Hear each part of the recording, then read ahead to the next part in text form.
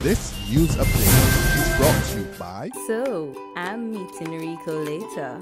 Gotta check in with the girls, but first, let me check my usage on the MyLime app. Now, what should I wear? Hashtag sexy. He's here.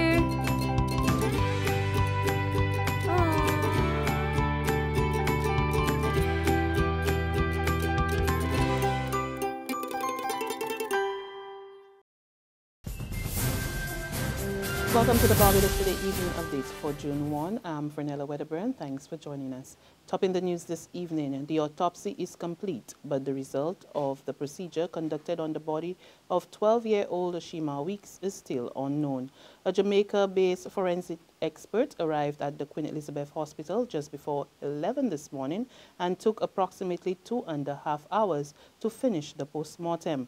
However, he told reporters that the Assistant Commissioner in charge of Crime Management and Investigations, Mark Thompson, will be the one to reveal the findings of the post-mortem on the late Coleridge and Paris student who was found hanging in his Friarswell St. Lucie home. But in a release this evening, the Assistant Commissioner said the pathologist would submit the post-mortem report by this weekend.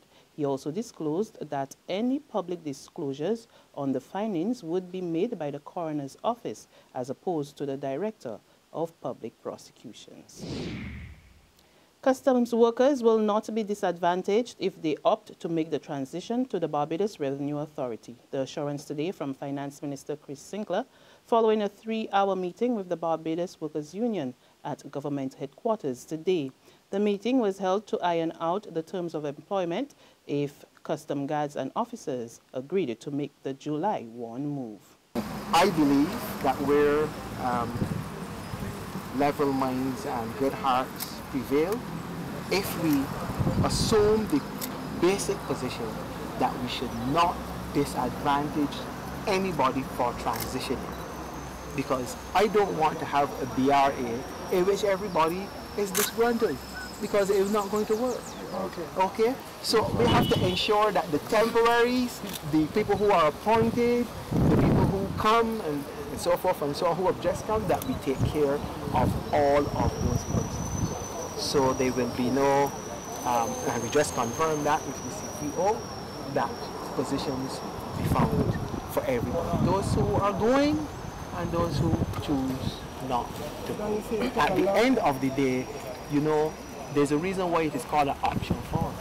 You can choose the option, or if you don't want to go, then you can choose not to go. Veteran trade unionist Sir Roy Trotman, who sat in for BWU General Secretary Tony Moore at today's meeting, expressed satisfaction with the discussions on the terms of reference. This meeting today was successful, and Minister Sinclair is ready, provided we get the appropriate written responses that we have asked for from the ministries involved, the Ministry of Finance, Civil Service, but BRA at the end of it all.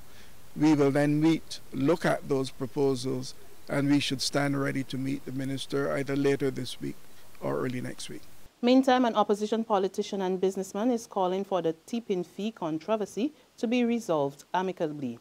And Indawe says failure to do so will result in more hardship for Barbadians. I want to tell all of you in here, if that matter is not amicably resolved, and a hauler is paying the tipping fee, it is all of you.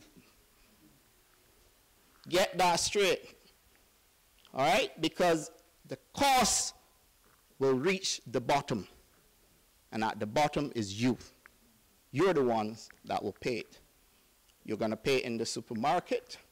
You're going to pay it every place you go to purchase goods or services. It's a reality you cannot get away from. The treatment of non-communicable diseases is costing the country big, and Prime Minister Frundle Stewart believes the time has come for officials to concentrate more on preventative care.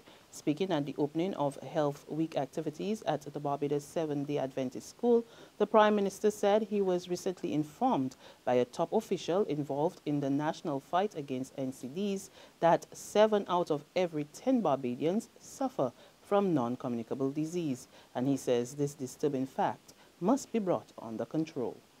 to preventive health care, where we accentuate the importance of healthy lifestyles. What you eat, what you drink, how much you exercise, how you treat your bodies, ultimately will help us to wrestle this demon, or these demons, which we call chronic non-communicable diseases, to the ground.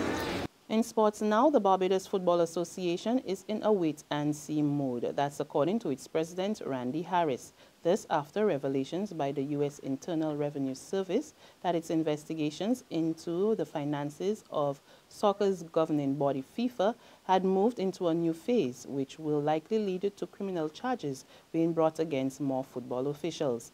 Harris tells Barbados Today he had been hearing certain rumors about the ongoing investigations, but he did not elaborate. However, he stated that he did not believe that his BFA administration had to be concerned about the continuing probe.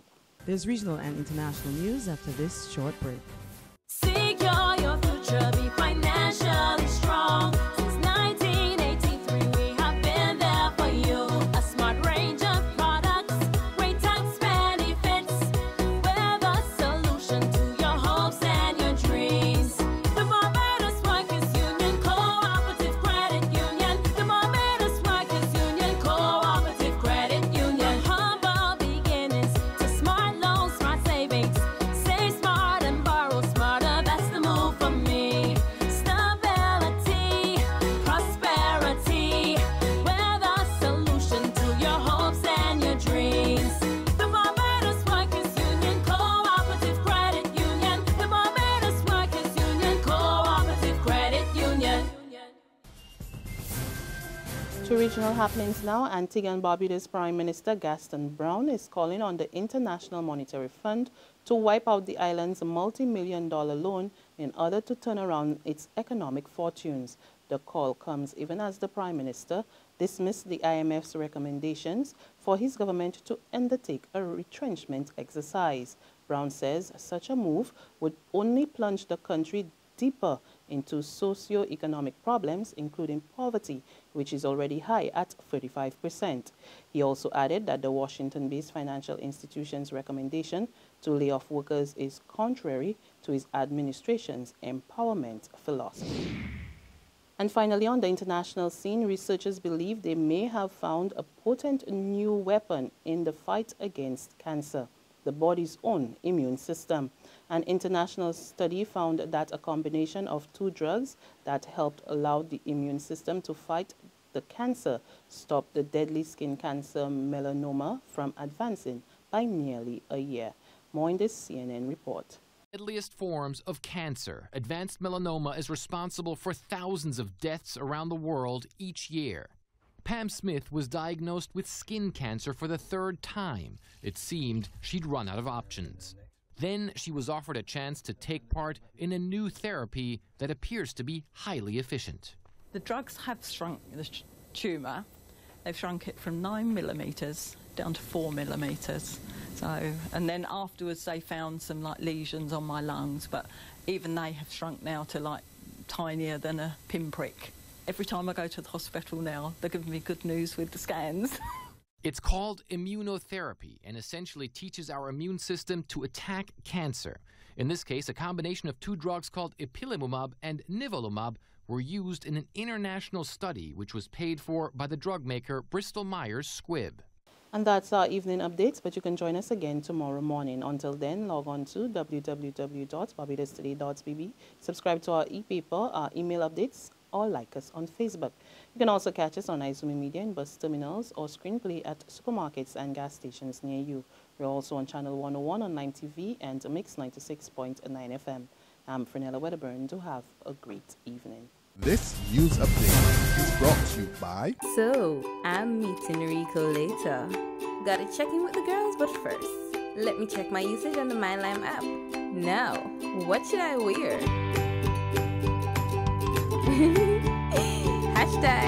#sexy.